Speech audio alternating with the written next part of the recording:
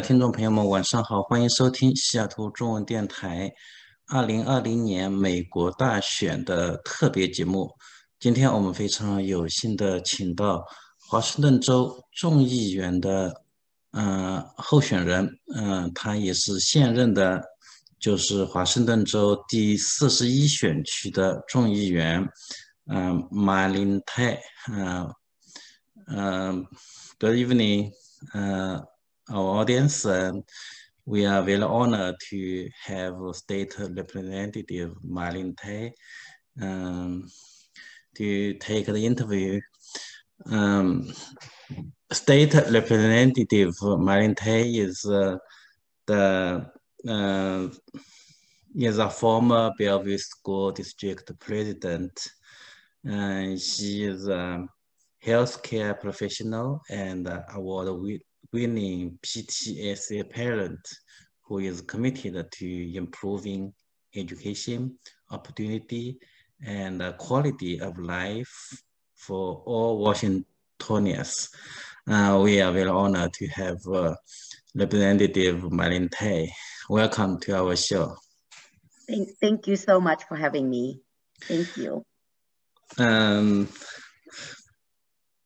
So my first question is, I have learned that you immigrated to United States and Washington State as a Vietnamese refugee with your family when you were 15 years old.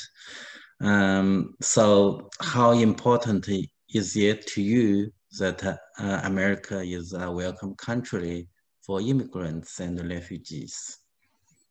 Oh, thank you so much for the questions. I first want to extend my hello to the Chinese, Seattle Chinese radio station's audience.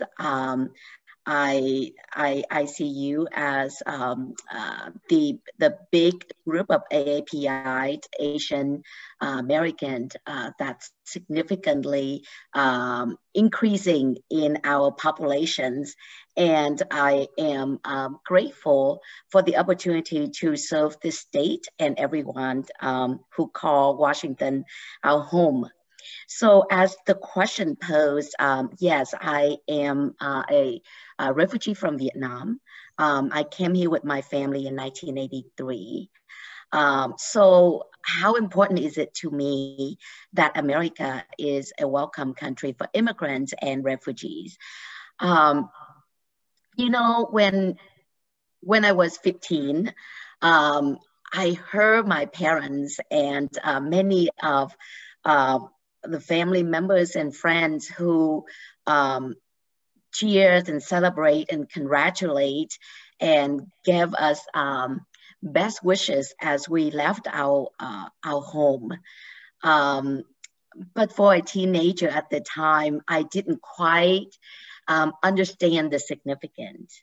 I heard many of my family who's still in Vietnam believing that the land of this country is the land of opportunities, is the land that would give people not only a second chance to build their life, but it is a land that would open arms and embrace those who see this place as a place of justice and giving people a chance to be something bigger than ourselves. And for that is exactly why I decided to run for office and be part of something bigger than myself as a Vietnamese refugee. So yes, it's critically important that our country continue the values and the beacons of hope for every refugees and immigrant in the world, that if you want to start an idea, an innovative idea, and where you are, you couldn't do it. You don't have the capacity to upstart your idea. Come to America, this is the land of opportunity, and we will make sure that your innovative ideas have place to grow. And then you can take it back out to the world, wherever it is, and pursue that dreams further. Great, thank you. So you had been the president of Bellevue School District. So what's the biggest accomplishment when you were the president of BSD? Oh goodness, what would I consider the biggest accomplishment? I would probably say that to really put, I mean, Bellevue School District in the area of academic success, as many of us know, have already on the map. It was not only on the map at the state level, but Bellevue School District academic success has been on the map at the national level. And during my time serving as school board director, it started to be on the map in the global level. What I would consider my contribution to the Bellevue School District as a whole is to bring the image of Bellevue School District as an advocate, advocating for each and every of our students, as an advocate, advocating for each and every educators, and also to push forward more engagement with parents and communities. Many things that when it's come to public school, only parents and students matters in the work around public education. I believe that the entire community voice in that space matter because with our community who generously and always so support of the Bellevue School District by passing many levies and bonds to help upkeep the services available for our teachers and our students. And so the community voice, those who live within the Bellevue School District borders who do not have children in the school district are equally important. So I would say those would be something I'm very proud of, is to engage conversation with at-large community in the Bellevue School District. Wonderful. What will be your highest priority if you are re-elected as the state representative at the Legislative District 41? Thank you. My highest priority is definitely around the area of equity. And for me, how I see equity is to give opportunities and access to these opportunities. And I want to speak very specifically, first and foremost, education. We have seen with the pandemic, our educational, I guess, structure is being uprooted. Our normal classrooms and everyday school life have changed significantly. So in order to support our students and our family, we want to make sure that not only they have all the tools needed to be successful, but the support not only from the community, but at state level as well. So students, teachers, and parents have all the tools that they needed for both economic success, academic success, and their mental health. That leads to my next priority is healthcare. We have seen so much disparity in healthcare services and access to healthcare during the pandemic. I mean, it happened before. It was well hidden. So with the pandemic, it's open up for everybody to see. And so my area of making sure that healthcare services, especially in mental healthcare, would be available to our students, families, and across the 41st Legislative District. Last but not least is equity and accessibility to housing. We think that the 41st district is an affluent district. Unfortunately, many of the individuals who live within the school district that experience socioeconomic difficulty and challenges are not seen and are not heard.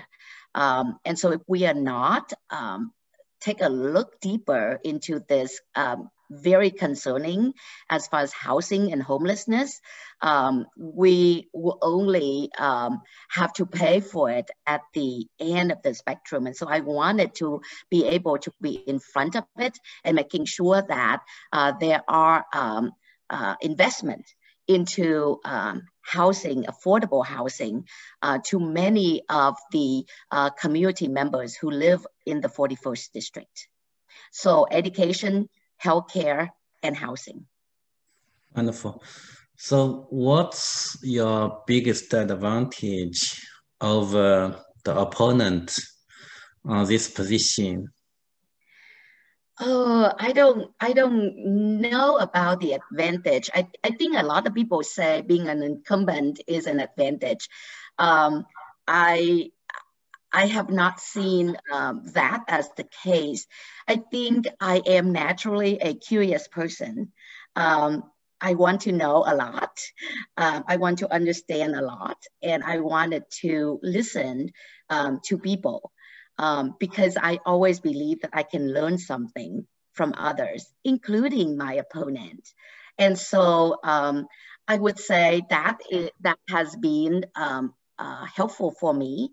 Again, as somebody who came to this country without a word of English, and as a refugee, which means we didn't have the luxury of packing anything with us, leading to an honor to serve as a state representative in the 41st. And I would say, due to the curiosity, the openness to learn, and really a sense of being inclusive, bringing people together so that we can make big things happen. Great. So what will you do for the COVID-19 pandemic as a state representative? Yes, I have done quite a bit. It has been a busy post-session 2020. One of the pieces that I have done was to connect with business who has office both here in Washington and overseas. The biggest piece at the beginning of the pandemic, as you remember, was a significant shortage of PPE, which is personal protective equipment, specifically N95 mask. As especially those supplies for the healthcare providers who are the frontline worker for us during that time. And I was able to make that connections and making sure that those connections are elevated to the state level so that supply for N95 mask was made available across the state. Secondly, our office have been working with many of the constituents to resolve some of the unemployment backlog as we follow the order of stay home, stay safe, and the closure of many of the businesses and state and government agency. In parallel with that, I was engaged with both the King County Public Health and the statewide Department of Health to engage in conversations of how we could make sure that there are more testing timely, promptly, available to everyone in the state. Last but not least, before the end of sessions, I was one of many of my colleagues voting for additional funding specifically for the state to address the COVID-19 pandemic. Great. So you have a happy family, you have 2 children, and both had been in Bellevue School District. And so what family value to you? So can you share your family value? Absolutely. I am raised deeply in Asian culture. First of all, I believe that I'm not here by some magic. I'm here because of my ancestors. I am the continuing of my parents, my grandparents, my great-grandparents, and those before that I have not have the privilege to meet, but I'm carrying their blood and their hope. And then I would then create that connection with the future generations, my children, my grandchildren, and many more after that. So what I do now really impacts the name of my family, of my ancestor, and it would also impact the trajectory of what my children and the future generation will carry. So that is the first family value that I continuously teaching my children, that yes, they can have an independent thinking, but whatever choice of action that they do, they need to always remember it reflects on our family. And not only within our family, because we are here in the United States of America, is not our motherland. Whatever we do reflect on the values of our motherland too, of who we come from, and thousands of years of civilization. We learned a lot from that. Another values that I have been instilling in my children is that whatever we do, there's always consequence to it. There's no single actions that we put out there that would not have a consequence to it. So if we put out kindness, kindness will come back. If we put out thought, idea, or actions that would be hurtful, hurtful will come back.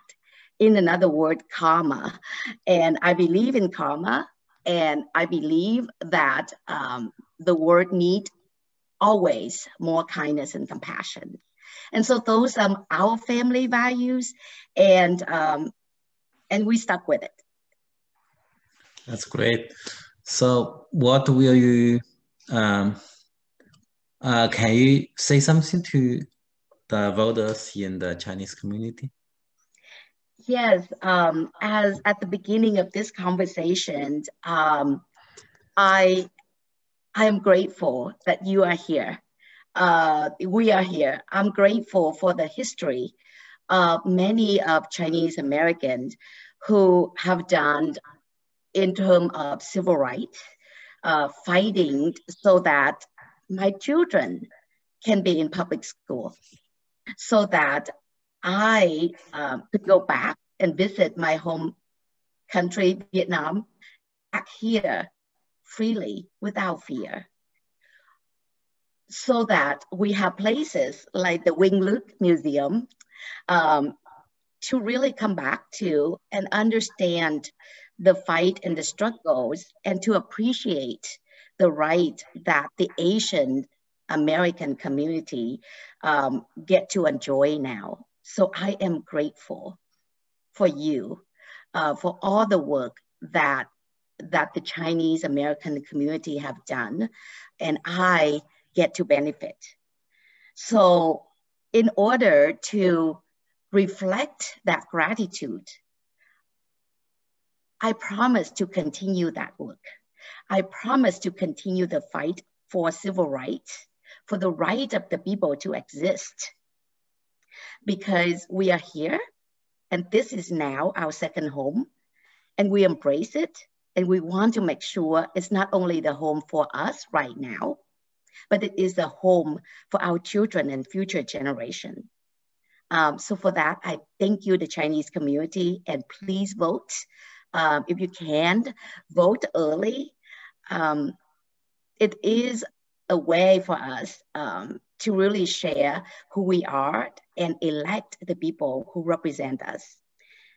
Thank you. Thank you so much. So we are very honored to have State Representative My-linh to be on our show, and good luck for your election campaign. I thank you so much. I thank you again for this opportunity to speak to your audience. I do wish that I can speak in Mandarin or any of the dialect. My in-law has asked me to learn, and luckily my children get to learn Mandarin, but I did not have that opportunity. Nice. Thank you so much. Thank you. Bye. Bye-bye.